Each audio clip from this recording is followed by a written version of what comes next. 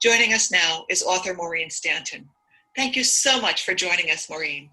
Thank you so much for having me. I'm really thrilled to be here. Should I just take it away, or do you want to say a few more words? Or No, go for it, sweetheart. Okay.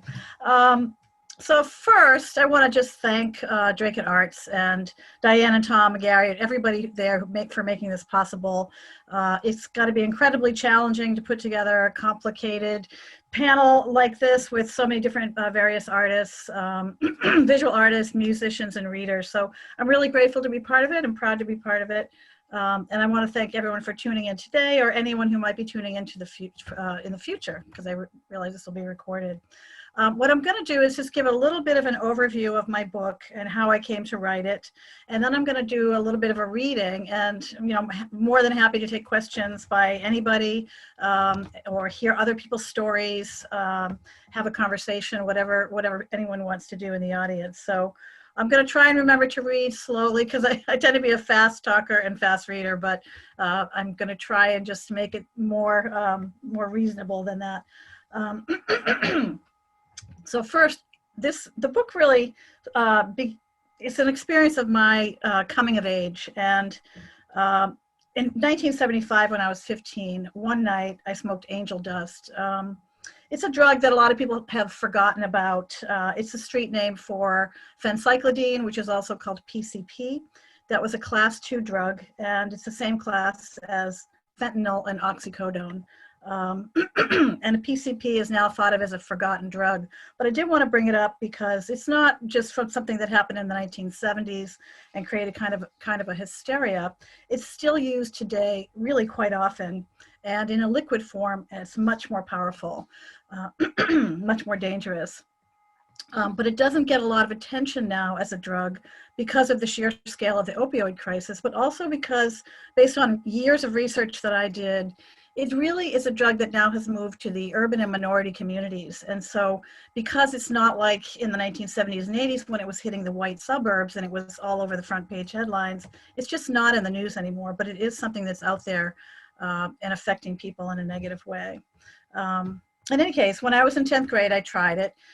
It was the 1970s, and then I tried it again, and then I kept doing it. I smoked PCP sometimes twice a day, and before school, during school, in the classroom, after school, Christmas Eve outside of midnight mass at my own house in my basement, on vacation with my father, and I did this for 2 years.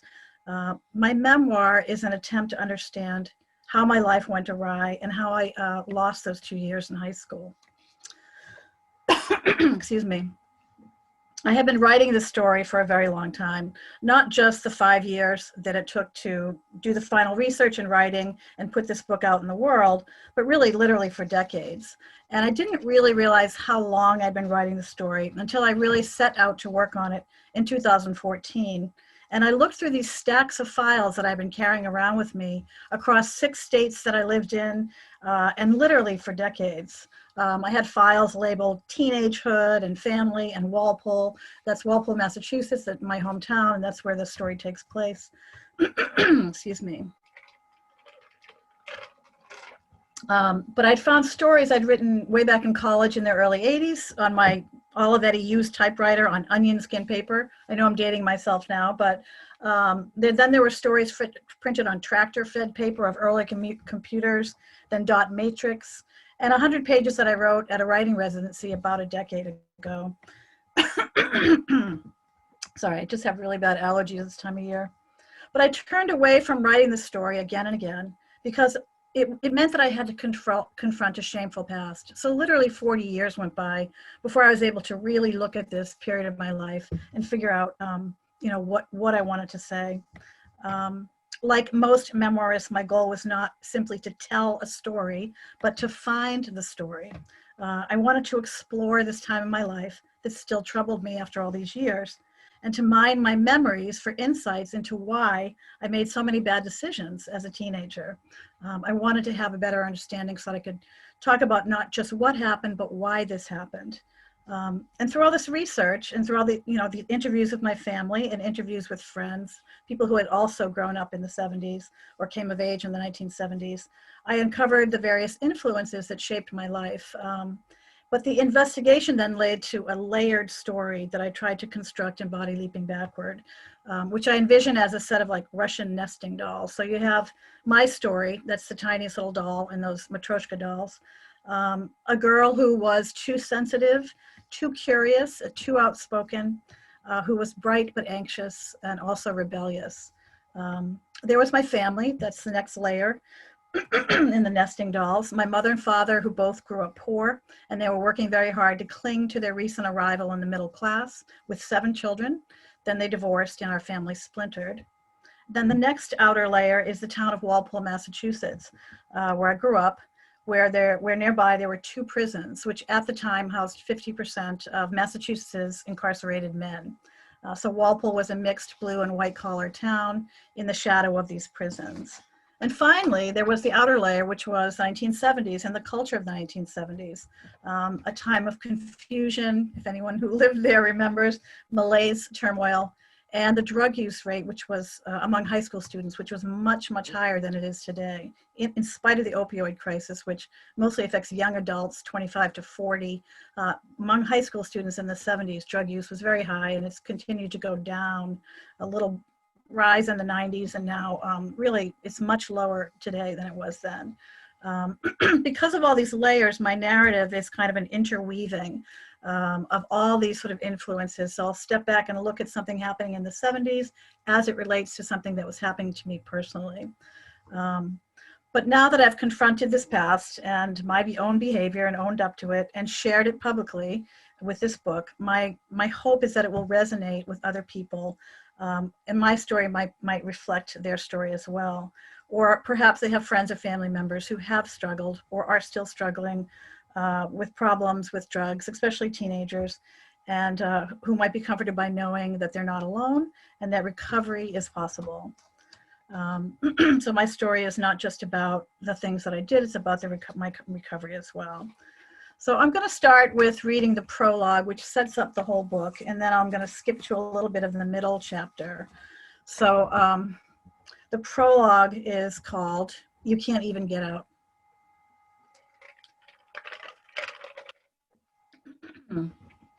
If you grow up on the seacoast, you learn to swim, to navigate choppy water. The flatlands of the Midwest teach you about spaciousness and its possibilities, the safety of sameness, but also tedium. Growing up in Walpole, Massachusetts, home to the state's maximum security prison, I learned about good and bad, about being inside or outside, about escape. In the mid-1960s, when my siblings and I were little, if my mother was driving past Walpole State Prison, she would slow the station wagon to a crawl along the shoulder of the 2-lane road. "See that place," she would say, her head lowered to peer out the window, our faces pressed to glass. "If you misbehave, you'll end up in there." My mother couldn't put too fine a point on her lesson. "See the fence? It goes all the way around." It was strange, that huge building with massive white walls surrounded by dense cedar forest, like something out of a fairy tale. I thought the walls looked like the paper mache we made in first grade art class, that same eggshell color. "If you're not good, that's where you'll end up," my mother would say.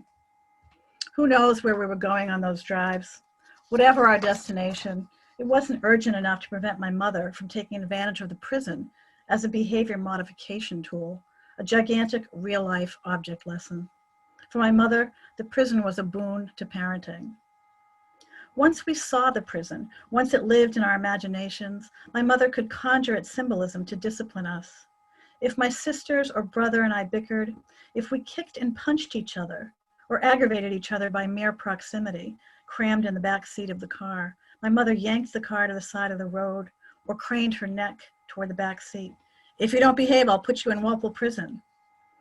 I just want to interrupt here and say since the book came out, I've since heard from other people in Walpole whose parents used that same behavior threat to try and keep their kids in line. I don't know whether it worked at all, but. Oh my gosh. So I'll just continue with the prologue. A decade later, my mother stands in our kitchen about to drive to the registry of motor vehicles. She is dressed in nice pants and a blouse, her dark brown hair pinned in a twist, mascara highlighting her nearly black eyes. In her late 30s, she's a little thick in the waist after her 7th child, but still pretty and petite. High heels raise her to 5 feet tall. She looks like who she is, a 30-something suburban housewife, not a person about to commit a felony. I'm 15, and at least I look like who I've become, a druggie, a delinquent. The hems of my ratty jeans are frayed from dragging on the ground. My faded dungaree jacket is too big. My hair is pulled straight and parted in the middle. The start of a vertical frown line divides my brow, mark of an angry young woman. So much has changed in a decade in my family, in the country. Categories have shifted, boundaries blurred. What's right and wrong anymore? Nothing is as clear and defined as it was in those hopeful early days of the 1960s, when my mother drilled into her children a strict moral code, simple lessons made concrete by the concrete walls of the prison. My mother slides into the driver's seat of her car. Her pocketbook on the passenger seat holds forged papers to transfer ownership of a stolen camper. "Keep your fingers crossed," she says as she puts the car in reverse. "I could wind up in jail." Her words have a similar cautionary tone as when we drove by the prison years before, but the message is the opposite and not abstract. She's not warning against bad behavior, but against getting caught. So that's the prologue, and you can see that it sort of frames these two moments. And in the middle, the book deals with what's in the middle. What happened to this idealistic, moral family, this promising American family, which in the 60s, by the mid-1970s, where my mother and I crossed this line that we never would have imagined we would have crossed. So I'm going to start with where the trouble sort of begins a little bit. So this is at chapter 3. It's a little more background, and then we get to chapter 3. And I'll start from there, and then I'm going to skip ahead a little bit after this. It's called Operation Pocketbook. One day at Fernandes grocery store, where everybody knew us, I watched my mother tuck a can of tuna fish in her pocketbook.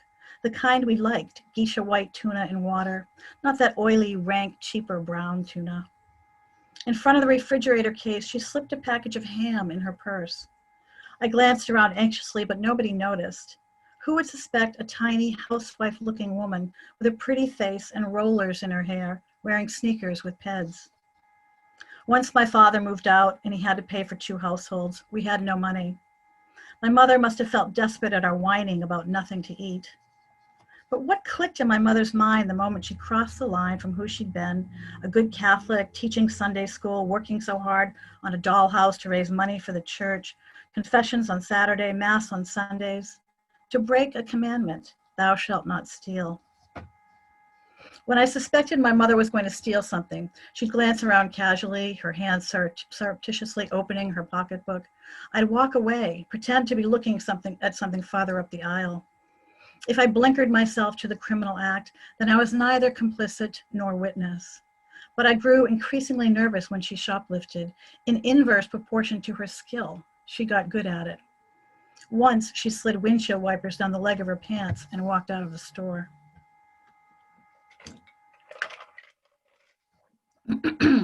I refused to stand in the checkout line when my mother paid with food stamps. The ritual was attention drawing and humiliating, separating the disqualified non-food items, toilet paper, soap, toothpaste, as if those weren't necessary, and tearing each perforated Monopoly money bill from the booklet as the line of shoppers behind us grew impatient and, I suspected, judgmental. Potato chips with food stamps. Our fall from the middle class to welfare coincided with a plummet in the economy, stagflation, steeply rising costs, high unemployment, slow growth. In the months after my father moved out, the cost of meat, poultry, and fish nearly doubled. Millions of Americans protested the spike in prices, marching in picket lines as part of Operation Pocketbook, and housewives expect lower prices, acronym HELP.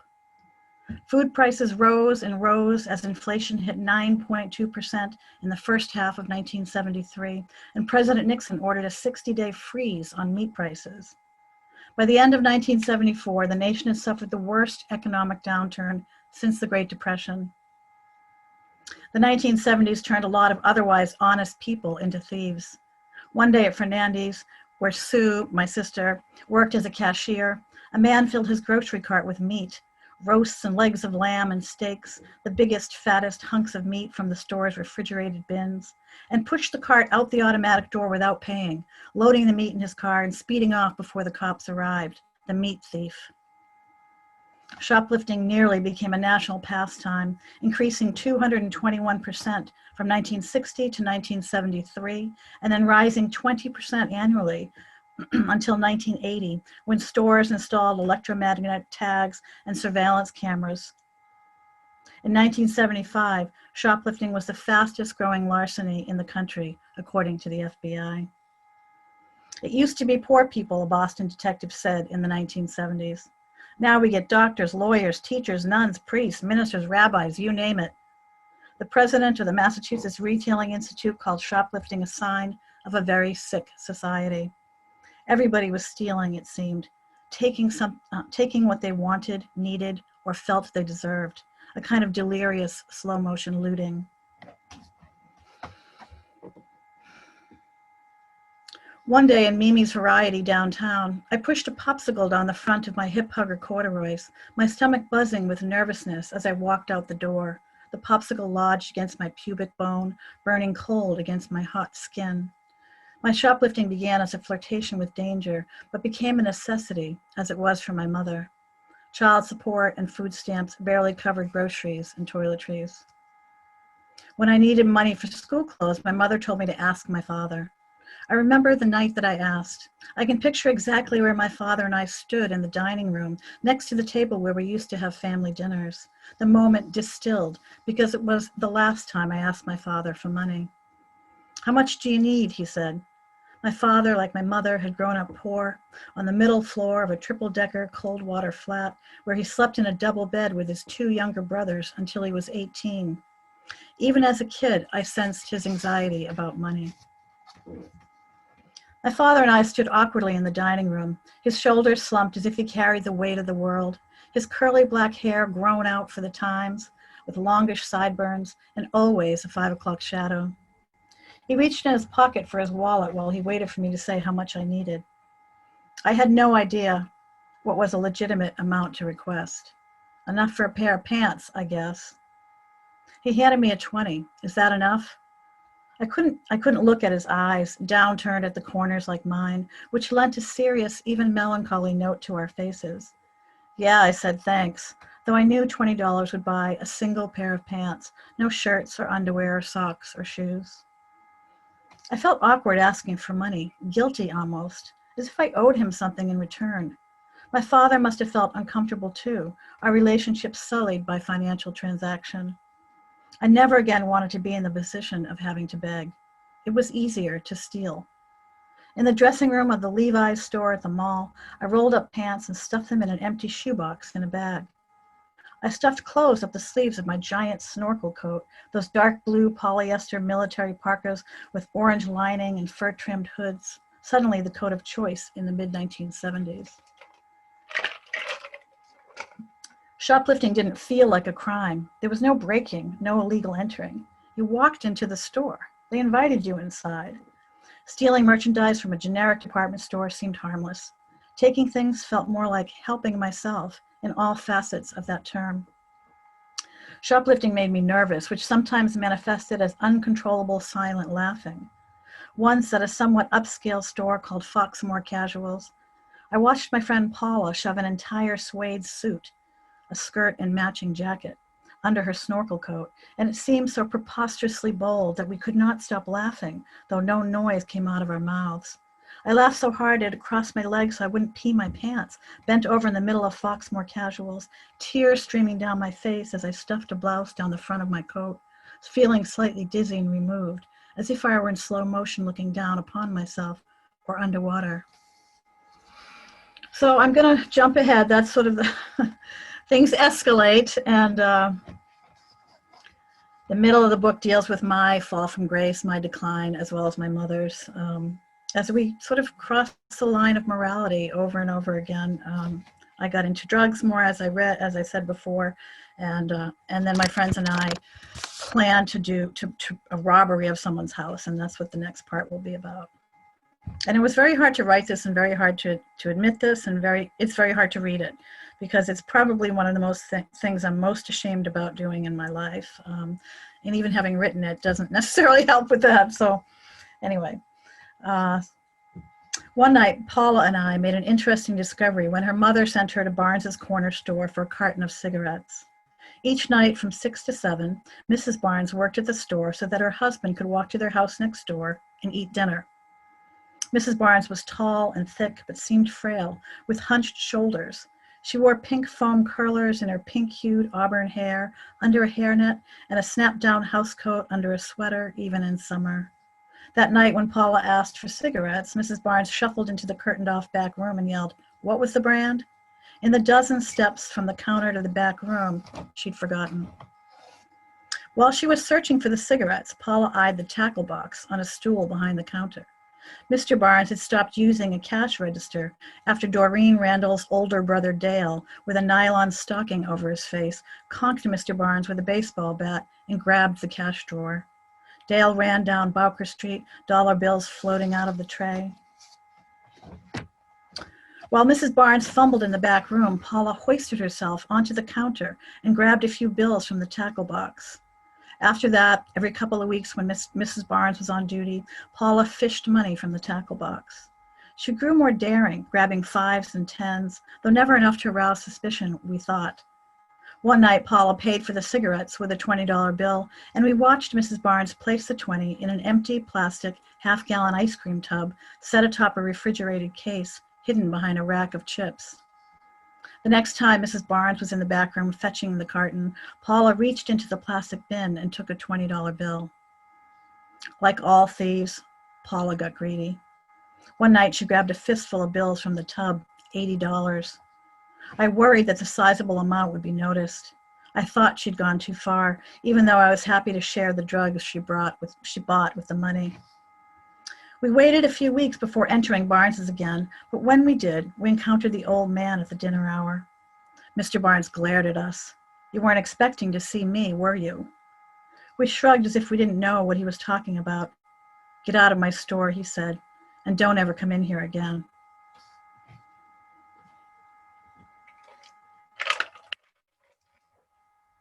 Outside, I burned with shame. I hadn't stolen the money with my own hands, but I was an accomplice, therefore immoral support. We justified stealing from Mr. Barnes because he was a perv who used to grab our sweaty, pudgy hands when we passed him money for penny candy, and held those hands for uncomfortably long times, and the price girls paid for a sack of mint juleps and red-hot dollars and atomic fireballs. Worse, when my mother sent me to the store for baking soda or condensed milk, shelved in the dark corner behind the ice cream freezer, Mr. Barnes would come around the counter to assist me. He'd put his arm around my waist, crawl his fingers across my back if I was wearing my two-piece bathing suit because I'd been playing in the sprinkler before my mother had sent me to Barnes's for the things she needed. Still, I felt horrible. I'd been going into that store since I was a girl in a bathing suit on a bike, buying Bonamo Turkish taffy or freeze pops. Mr. Barnes had watched me grow up as he had all the kids in the neighborhood, but now he hated me.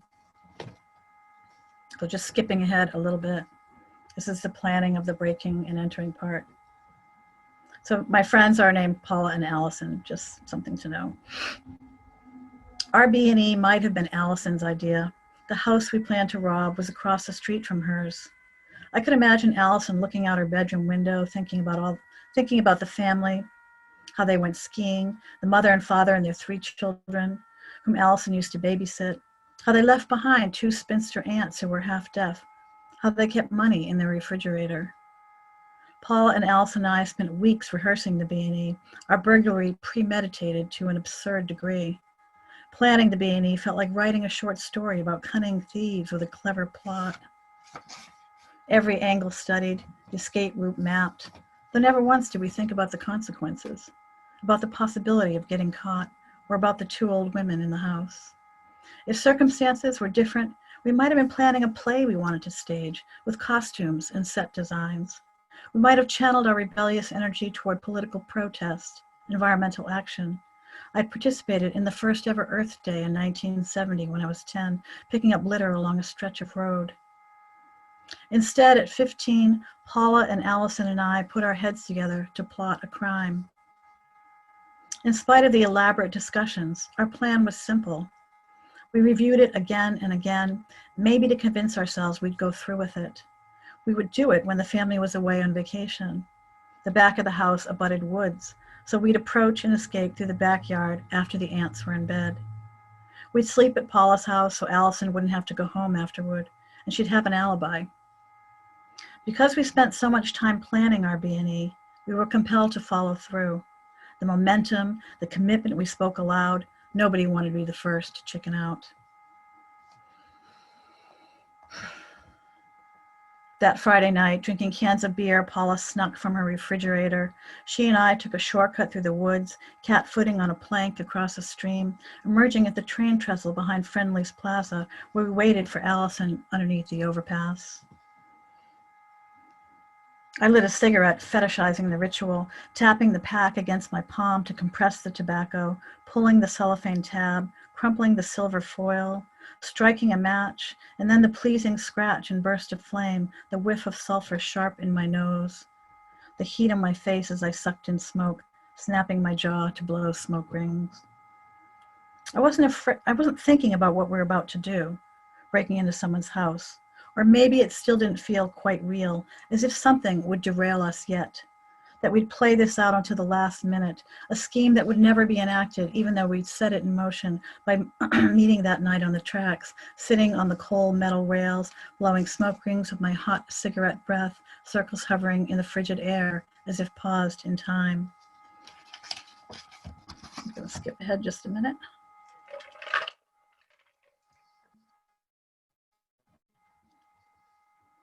After Allison arrived, we walked along the tracks and then cut into town. We took the shortcut through the field behind United Church, where Davy Winters had hanged himself from the wrought iron fence the year before, but where everybody still went to get stoned, where I'd eaten the popsicle I stole from Mimi's Variety, where in a few months Allison would try to kill herself by swallowing a bottle of pills she'd steal from Beatro's pharmacy. We stopped at the edge of the woods behind the house we were going to rob. I could see across the street into Allison's living room, the silhouette of her mother in the window against the flickering gray light from the television. We skulked across the lawn to the back door, which was unlocked, as if the family were expecting us, and we walked in. The house was dark, but for patches of streetlight filtering through the windows. The aunts were upstairs asleep, we assumed, so we had to be quiet, even though they were half deaf. I started to have a nervous laughing fit, probably from the tension of suppressing my fear and gnawing guilt. I knew what I was doing was wrong, but I was doing it anyway.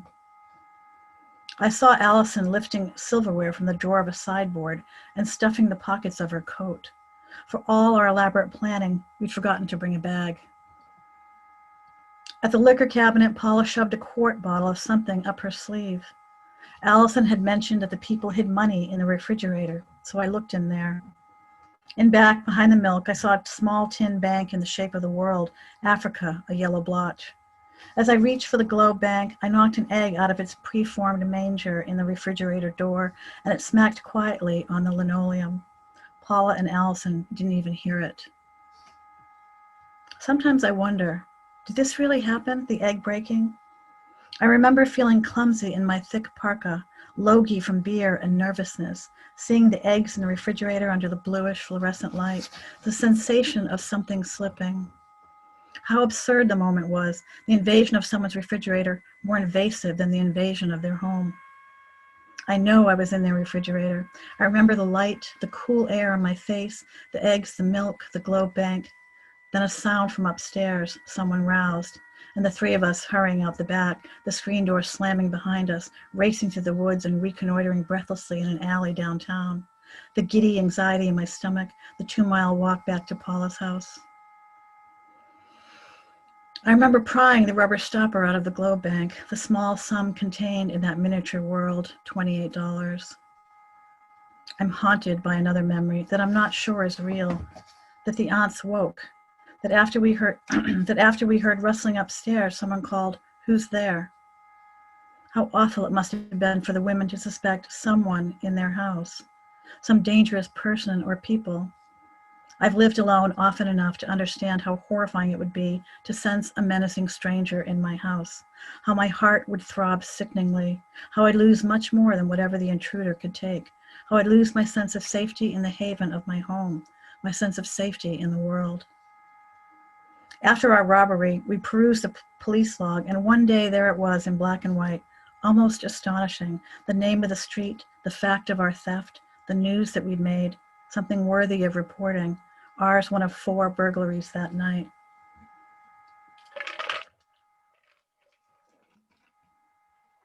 But somehow the whole episode was anticlimactic, even embarrassing.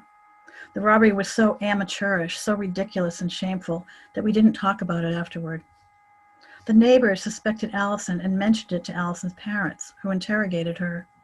Perhaps someone in the family remembered telling Allison about the money in the refrigerator. Otherwise, how would the thieves know to look there, behind the milk and juice? But Allison had an alibi. She was sleeping at Paula's house across town. Our paltry haul amounted to less than $30, some worthless silverware that we had no idea how to pawn, and so remained in a bag in Allison's closet, and a quart of 4 Roses whiskey. I remember the red roses on the label. Ours was a third-rate burglary, to use the words of Ron Ziegler, President Nixon's press aide. In Nixon's B&E, 4 of the 5 burglars stayed at the Watergate Hotel. At least we'd had the sense to leave the area. A moment of sloppiness led to their capture. Instead of placing tape over the door locks vertically, they taped them horizontally so that the tape was visible on the front of the door and was noticed by an alert security guard. In 9th grade on Fridays in Mr. Klein's civics class, we played College Bowl, a trivia contest of not so trivial current events, the oil embargo, Vietnam, Watergate, Nixon, who'd resigned a month before school began that year. We knew some facts and names, just enough to win a candy bar. From what I gathered about Watergate, it was Nixon himself slinking around in black clothes, and I imagined a nylon stocking over his face. But what was he trying to steal? That I didn't know. I didn't know that his henchmen were not taking something, but leaving something, bugs, or repositioning the bugs they'd planted earlier because they weren't recording properly. But Nixon was taking something, secrets. Was the president's burglary an imprimatur for us to do the same? Was the rise in crime in the 1970s, ours included, attributable to a trickle-down effect? It is a classic idea that a whole community may be infected by the sickness of its leadership, by a failure of ideals at the top, Anthony Lewis wrote in the New York Times in 1974. We are infected by corruption at the top. As the nation goes, so goes its towns, its families, its citizens. Whatever reasons allowed me to forget my moral sensibility, pounded into me by my mother using Walpole Prison as stark example. Whatever reasons placed me in a stranger's house at night, taking their things. In the end, our B&E was more successful than the president's because we were never caught, in spite of the pathetic evidence I left behind, a mitten. When I think of the B&E now, I'm glad I dropped the mitten, this clue that led the family to suspect Allison, because maybe then the 2 aunts were not afraid in their home after the burglary. Maybe they would take comfort knowing that the break-in was not some bad guy, not some dangerous escaped prisoner, but just some sad, troubled girls. So that's where I was going to leave my reading. I don't know if anybody is out there that wanted to engage in a conversation or ask questions about writing or memoir or anything at all.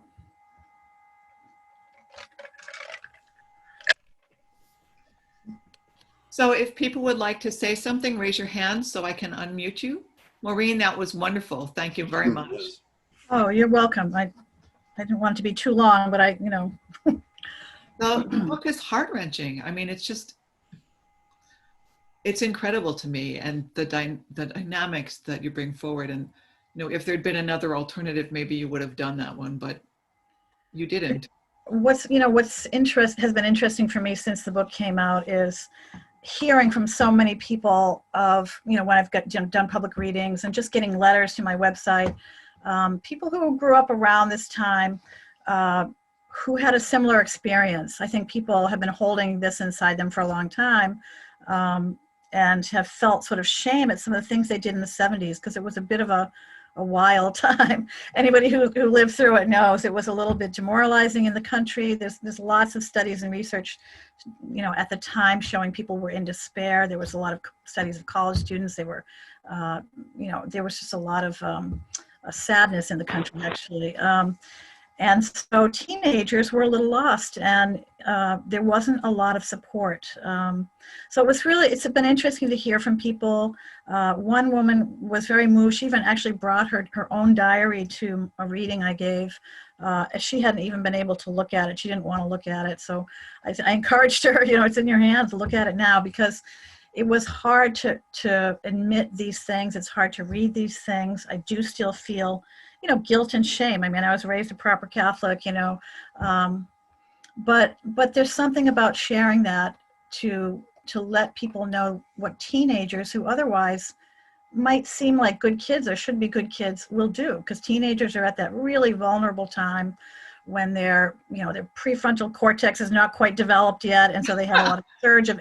It's really true. We didn't even know this in the 70s, but the whole neurobiology of the adolescent brain is really 15 to 20 years old. It's really not, and they're just discovering things. And so you have this, brain development that drives teenagers to take risks. You have hormones that are going on, but you don't have the part of the brain that handles executive function, that can actually put the brakes on some of those impulses. So if you get a kid like me who is naturally rebellious as a middle child, or whatever reason that was, my personality, then, certain conditions like the 1970s, like my parents' divorce, like nobody overseeing my behavior, me having lots of free time, economic recession, a president who was himself a criminal, it really changed things. And I did things and crossed lines that I never thought that I would. And I think, through the readings, I've heard from a lot of people that said, this is exactly my story. This happened in my family, and most people survived, and we got past that and went on to create, good lives for ourselves. But it really makes me very sympathetic to teenagers now. Whenever I hear, some story of teenagers getting in trouble or doing something incredibly stupid, I just think, they're not done yet. They're not baked. They're not, their brain. We've got to give more support to these people in this dangerous time. There's psychologists even talk about what's it called? The accident years. It's a time when more teenagers are at risk of accidents, of death, of, doing bad things because of this lack of brain development, because of, what's going on with them physiologically. And they need support to get through that, because by the time teenagers are 18 or 19, most of them, 90% of them, desist from any kind of, offensive behavior. They just really age out. So that's why things like the criminal justice system, which gives teenagers life without parole. I think Obama changed that legislation. It's not really looking at what's happening, the whole picture of what we know about teenagers. So that's part of the reason I wanted to write it, was to give voice to this teenage girl who, comes from a good family, and, and a lot of circumstances happen, and really strayed, but pulled myself back on track. Sure. And actually you talk about that in your book. You talk about what could have happened and the possibilities, not just because of some people were watching out for you, which you thought was a privilege you didn't really deserve in a certain respect, or that other people also deserved, I think would be more accurate. And also the way the different laws changed. I have two questions for you here. I'm going to ask the first one, which is shorter, and then go back to the second, which has more meat in it. Okay. Will your book be available as an ebook in the United Kingdom? It's available as an ebook everywhere now, actually. Yeah, so in the United Kingdom, absolutely, it's an ebook. It's an audiobook as well. I didn't narrate it; somebody else did. I haven't listened to the audio because I think it would be very weird. It's such a personal story to have listen to someone else reading it in first person. But yeah, it's definitely available as an ebook right now anywhere in English. It's not translated at all, but in English. Okay, and the other question gets back to what we were talking about, actually. Could you briefly explain how you weighed any legal risks you had to weigh when sharing your story? Yeah, it's a really good question. And, I teach creative nonfiction, and that question comes up really in every class. And there are real issues that nonfiction writers should think of. The first thing I always say is don't think of it while you're writing it. Write it as truthfully and honestly, as rawly as you can put it down on the page. Just get it all down. And then when you're close to publishing, those kinds of considerations come into play. But you don't want that editor to be over your shoulder telling you, I better not write this. You've got to write it as honestly and truthfully as you can. And then, when you're at that stage, you have to think about two things. One is defamation and one is invasion of privacy. And the defamation, truth is an absolute defense against defamation. If you're speaking the truth, and can certainly prove it, no one can accuse you of defamation, but you can be accused of invasion of privacy. And invasion of privacy is when you write something. Say I'm writing about my boyfriend and I, who also did some sort of criminal, illegal behaviors, and that person's sphere in their life, their family, their friends, their coworkers, their boss, whatever, can recognize that person. And in recognizing that person, their reputation is harmed. And because their reputation is harmed, they suffer damages. If that happens, they can sue for invasion of privacy. So what I always tell people is you should change three things, and that is people's names, their physical descriptions, and locations. Now, I could only change two things, because this took place in Walpole, Mass, and the setting of Walpole was important to me, because one of the reasons I wrote this was because I noticed by the time I was 17 and working in a gas station, and there were visitors coming to the prison on weekends, and they were mostly African American, I started thinking, what is going on behind the prison? And this is exactly when the drug laws were starting to get really strict, the Rockefeller laws, and they were disproportionately affecting African Americans and minorities. They were, compared to the population of Massachusetts, African Americans were like 3% of the population, but they were the ones getting jailed on these drug laws. So if that is something I noticed as a teenager, that we were outside of the walls getting away with all kinds of stuff, really, not suffering consequences. And then inside, of course, people of color, mostly Blacks, the prison population demographic was changing, younger, more Black men coming from the inner city out to Walpole, and on these same drug laws that didn't affect us as well. So what was the question behind that? Lots of train of thought. Think of the legal ramifications. Oh, the legal ramifications. So so I couldn't change the location because I wanted to have that. That's part of the story. That's part of why I wanted to write this. So I couldn't change the location. So what I had to do was I didn't list street names if they could identify someone's identity. I changed physical descriptions and I changed names. Now the thing is, when this book came out, I don't know what I was thinking. I was thinking, well, people I went to high school with aren't going to read it because, they don't read. A lot of them don't, a lot of them don't read books. I mean. Yeah, but you wrote it, so I bet you they ran out and got it. Oh my God, everybody did. I forgot about the social media. So it just bounced around social media like crazy. So I just heard from people I went to high school with for, whatever number of years ago. I hadn't talked to since then. And it actually, they've been very supportive. People started trying to guess who was who. So here's the thing: if people can recognize who is who and get past my aliases and my pseudonyms or whatever, it's because they were there. And so I'm not revealing anything to them. They pretty much knew what was going on. And so this is not defamation. This is not invasion of privacy. The key behind invasion of privacy is that somebody would, if I use someone's real name in here, that they would have to be, say they were now a police officer or now a school teacher, and they had done this, and then some parents or somebody or the community was like, well, you shouldn't be in that position, then my invasion of their privacy from something they did quite some time ago, suggesting criminal activity, harmed their reputation and caused damage. So those are the two things I distinguish with students or anyone writing nonfiction or memoir especially, is defamation, not so much a problem, but invasion of privacy, something to really to really think about. As far as my family, I didn't really realize that when I started writing this in the fall of 2014, I had a sabbatical, so that was a good reason to start this book. But my father had died earlier that year in spring. And it just occurred to me only when I was writing it that, there's a reason why I'm turning to this project now, and it's because he is no longer in the world. And so I think I would have felt really bad having this book come out when he was alive, because he would have blamed himself and felt really bad. My mother read it, my siblings read it, their real names are in here. They're fine with it. They know they have a writer in the family.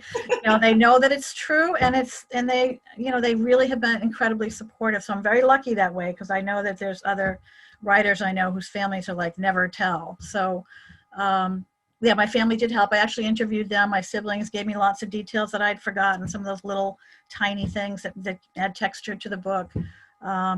Yeah, so that's, I see a question there.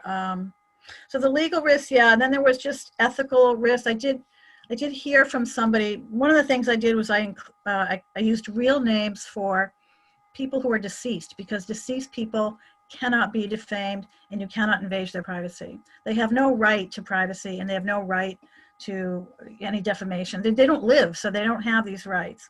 So I did use some real names of people who were deceased. I used real names if someone I interviewed from my hometown gave me permission to use their name. And I used real names for public figures and for things like teachers, except if the teachers were cast in an unflattering light, then I changed their name. And sometimes gender, actually, just to really make sure there was a change. My goal was to try and protect people who are in here who didn't probably expect to land in someone's memoir from embarrassment. But I did hear from the sister of one of the drug dealers who brought a lot of drugs into town, who was deceased. He died 40 years ago, I think.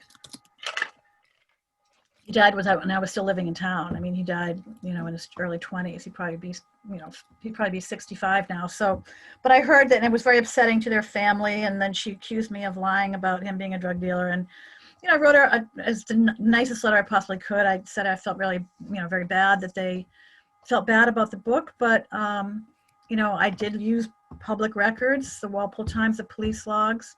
I interviewed people. This was in fact a true thing that I had written, and I understood that he was very young like me. He was probably 19 and 20 when he was dealing these drugs, and he didn't have a chance to turn his life around. I haven't heard anything back. I'm sure that's the only negative thing. I actually heard from my boyfriend at the time, and he's been very generous and kind, and understood why I wrote it, understood the raw honesty of it, felt a little embarrassed himself, at first, but really not telling me to stop. I think that the stories, especially stories of teenage girls, I wanted to add to the voice of teenage girls so people could really understand the consciousness of a girl going through that period from childhood to adulthood, which can be very fraught. So anyway, long-winded answer to your short question. Well, I think it's very important. I mean, growing up, having examples out there, and I remember one of the things that you said when we were interviewing you was about how to be an example that we all came out okay. Yeah. You and your siblings through all this stuff that you happened, and some of your friends died. Some of them didn't come out okay, but you guys came out okay. So just because somebody's messed up in a certain period doesn't mean their whole life is going to be trashed. Yeah, and I think the important thing to remember is that 90% of the kids that are at-risk kids, and they're doing these risky behaviors like taking drugs or small crimes or vandalism or whatever it is, by the time they're 19, they will have stopped doing that. It really is this accident hump period, this risk period that kids go through. And of course, if you have family support, I mean, I had family support until I was 12. We had a very strong family unit. And then it all fell apart. And with my mother going back to work and a lot of kids, it was very easy for me to slip through the cracks. My personality in general was rebellious. I wanted, I just was kind of a brat to begin with. I mean, I was a good kid, but I was outspoken. And so those circumstances came together, and I really just abandoned myself for a while. I lost my sense of who I was. I lost myself. So it took a while to get that back. I went to counseling voluntarily, and it took leaving my friends, having that separation.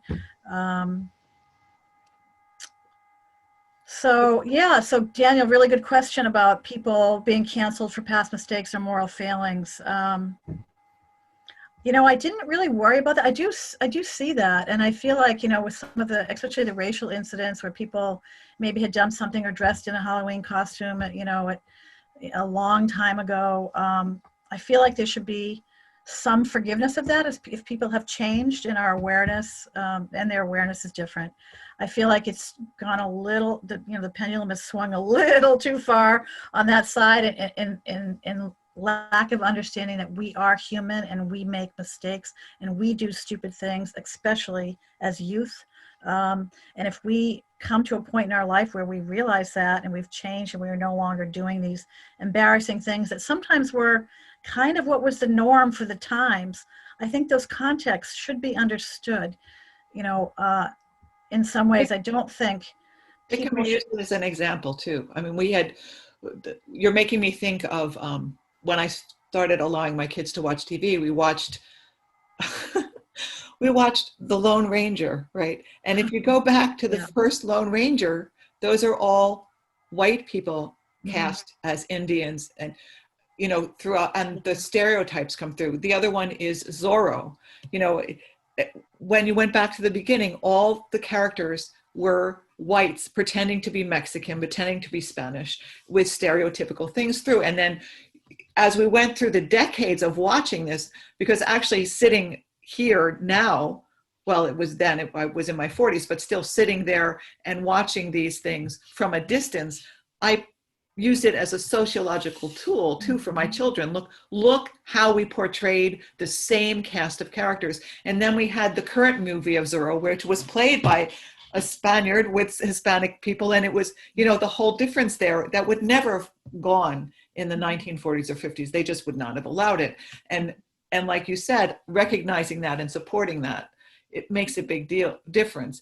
One of the things I want to just point out here before we leave the topic of drugs, because I understand, people do experiment. That's one of the things that happens in high school a lot with alcohol too.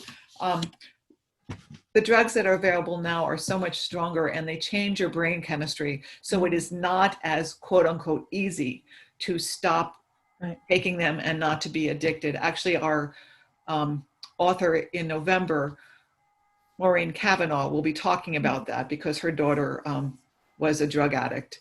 And we have a program on Drake at Access TV about drug addiction, and she talks about that a great deal. She actually started an institute, a way for people to get help. And it's called Magnolia New Beginnings. If you want to check it out on drakeatarts.com, it's also on the Drake at Arts YouTube, and it's on Drake at Access on demand videos. But the drugs have changed, so it's worse. I mean, even 60 years ago when my friends and I took pot, it was not like it is now. Oh, I know it. I know. I took some marijuana for sleep because I'm a chronic insomniac, and I was like, whoa. But I hadn't actually had anything in my system for 4 years. I stopped, just around college, I stopped doing all that stuff. But no, I agree with you. I think there's a point in my book when I look at that and I say, the drugs that I did, I really didn't say no to anything. I was willing to take any drug that was around. But opioids were not around my town. Crystal meth was around. I did crystal meth. I snorted crystal meth, but it wasn't around a lot. And so I have this sense of, it even gives me goosebumps on my arms to have a sense of like, had I been the teenager I was then in today's times and had access to the opioids or to heroin or fentanyl or any of those unbelievably addictive, physiologically addictive drugs, I pretty much would have been an addict. And how do I know if I would have gotten out of there, how long would it have taken? Because angel dust PCP is not the same. It's not an opioid. It is in the same class. And now it is stronger too because it's liquid. And what people do is they actually dip a cigarette into it and smoke it. And there are horrific stories of what people do when they're high. But it can be psychologically addictive, but it's not physiologically addictive. So you're absolutely right. It's very scary. The opioid crisis is really scary. I know people, 5 degrees of separation. I know people in my extended family, friends, children of friends who have struggled with these drugs. And it's really pervasive. It's black, it's white. I mean, it's really, and there are more, the overdose deaths is more proportion of white middle-aged people. 25 to 40 is the age group for the opioid overdoses and addiction. And it's really, really, it's a tragedy in our country, and it really, we haven't addressed it yet at all. But I think some of the behaviors that if you can see a kid at risk before they get involved, like Yeah. some teachers reached out and tried to help me, and I sort of rebuffed them because I was sort of tough and like, yeah, I don't need you, that kind of thing. But if someone can get around that and figure out how to get through to kids and recognize kids at risk. So you could have, anyone could have recognized my grades were plummeting. I was absent 38 days from school. So this is a kid that was on the honor roll. Now, you know, I'm failing classes. I failed geometry. I'm not showing up for school. My friends have changed. Look how I look. I'm out all night. Anyone with some sense could see that I was stoned a lot in school. And had there been social workers, had there been something to, you know, to recognize those signs and say, let's get this kid involved. Why did she quit all sports? Why is she suddenly failing? If schools can do that, or communities or community centers, or even police, if they're more inclined to do that sort of social work and reaching out. I mean, I'm really divided on police and schools because some of the studies have shown that they more disproportionately will punish African-American minority boys, kids with ADHD, especially boys. So that's not good. But if there can be adults in school, more social workers, or to sort of help recognize kids that are on that brink before they are just lost and gone for whatever number of years they're going to be gone into addiction. Well, I want to say too, because as soon as March came with a health emergency and schools shut down, there was a huge cry, and I'm not sure how accurate this is either, actually, that there would be a lot more spousal and child abuse because the children were not being watched. I don't know why people think all of a sudden it will start then, but I'm sure there were already tendencies, and there were a number of, I homeschooled my children, and there were a number of programs about homeschooling, how they, you know, we already knew who was at risk before the school shut down, right? And yes, I do understand that a lot of abusive spouses became more controlling so that their spouse could not get away. Yeah. At the same time, we talk about the people, the mandatory reporters, the doctors, the social workers, the nurses, you know, the teachers. But you see kids in your neighborhood, you see them at your church, you see them, you know, you run into the grocery store, like you had a corner grocery store that you went to, and they saw you every day. You see people every day. Just if we can just take a community responsibility of noticing and saying hi to somebody, sometimes even just saying hi and recognizing each other's humanity can go a very long way. You know, there was a young girl who I could tell her family had a lot of alcohol issues. I could just tell because I grew up with that myself. And I went up to her and I said, look, you don't have to talk to me, but you can if you want. This is part of my story, and I'm here if you want me, and I'm not if you don't. You know, I'm not going to push myself on you, but know that I'm here and I notice you and I care about you. Yeah. I think that makes a huge difference. I think for me, by the time that I was like in 10th grade and teachers were reaching out, I was probably a little too far gone, but there were early signs, say after my parents' divorce. That's really when I started going awry for a couple of years, where I was still kind of hanging on to good grades and friends. But that's when I started drinking, started smoking. I started taking, smoking marijuana away to school in 7th grade, started smoking cigarettes. That is the place, started to recognize the sort of starter behaviors that can lead, I think, as a gateway to worse behaviors. So I appreciate that people did reach out. And I probably was a tough person to try and help, because I wasn't willing or ready to get that help. But who knows, you might have been ready at another time, and they might have been somebody you turned to. I mean, they obviously weren't, but they could have been. Yep. And if people had maybe not given up and been scared off by a tough veneer, because teenagers can act really tough, and they'll tell you to, F off, whatever. I mean, it's, you're like, okay, all right. I don't want anything to do, I don't need your help, so then, okay, fine, you're on your own. It really takes a kind of persistent and gentle convincing, I think. I mean, I don't know. I'm not a social worker, so I shouldn't really speak out of my lane here, but I know what might have helped me. My siblings did help. The sort of moral foundation I had in my life for the first 12 years of my life was there. And I finally found it again when, I lost my footing, and I finally found that underneath me again. I did see a counselor. My mother had taken me to a counselor sort of forcefully. That didn't really hold, but later, a couple of years later, when I was ready to get help, when I knew I needed help, I knew that counseling was available because she had showed me that. And so I asked her, can I see a counselor? And she arranged for me to do that. I was the middle of 7. Actually, you know what? My sister's the actual middle, but I have 5 sisters, 2 above me and 2 below me, and then there are 2 brothers. So I'm the middle girl, but my sister is the mathematical middle. But there's a bunch of us in the middle, and we all sort of act like middle children.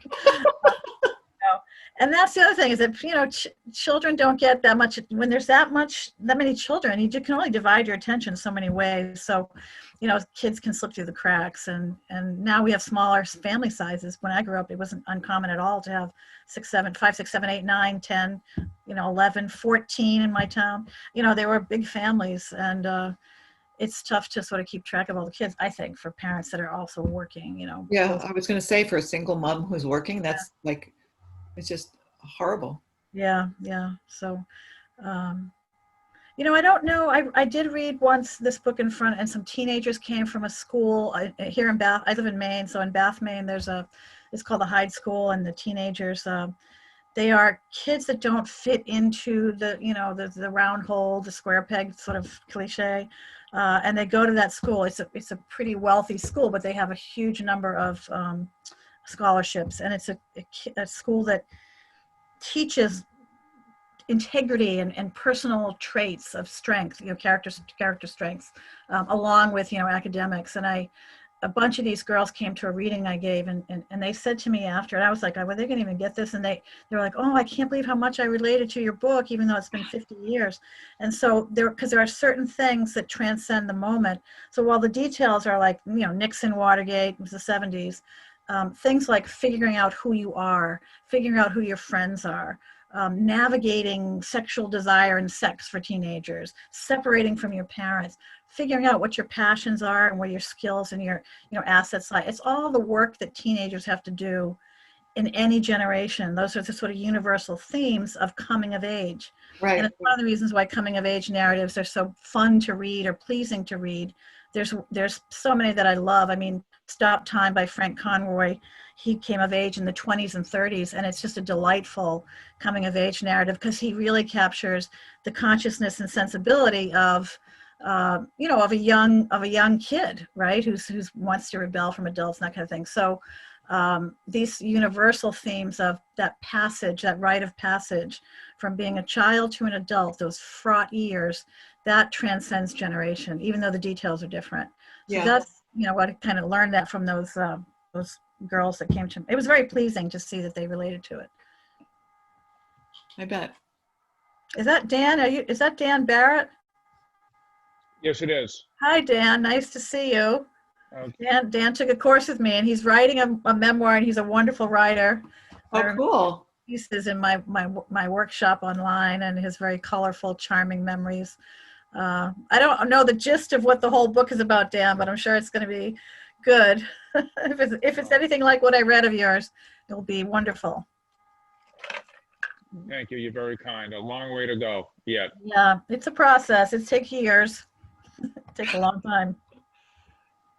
So how long does it generally take you to write a book? Some people have told me, the thought process, if you don't think about the thought process, right, and all the research, once you get down there, it's like about a year to figure out how you're going to put it on paper, and then a year to put it on paper. I think I'm a little bit slow. I mean, my first book, Killer 7 Tons of Money, took 8 years. I mean, I'm also always working while I'm writing. I don't have the luxury of being a writer. So I think my time might be compressed if I was just a writer, but I need the day job. I don't make a ton of money writing, in spite of the title of my book, Killer Stuff and Tons of Money. So that took me 8 years. It was very research intensive, very, very on the ground research intensive, because it was immersion journalism and very laborious with fact checking, because there's a lot of historical information in there, and I am not a historian, so I wanted to get it absolutely right. So I went to primary sources. This book took, from 2014, probably about 4.5 years. Wow. I had a sabbatical. I wrote like crazy. I didn't go to anything because I have to write on weekends and evenings because I teach. So Right. I think I probably could have done it in 2 years if I was straight writing. Yeah, if I was a writer and didn't have to have a day job. Yeah. Probably 2 years. Yeah, I think so. Or family and kids to take care of. Or family and kids, exactly. Yeah, right. Or, and that other major obligation. Yeah, the Yeah. work of parenting, exactly. So, yeah, I dream of that day. It's probably gonna be retirement. That I can just writer. It's all I do. Oh, goodness.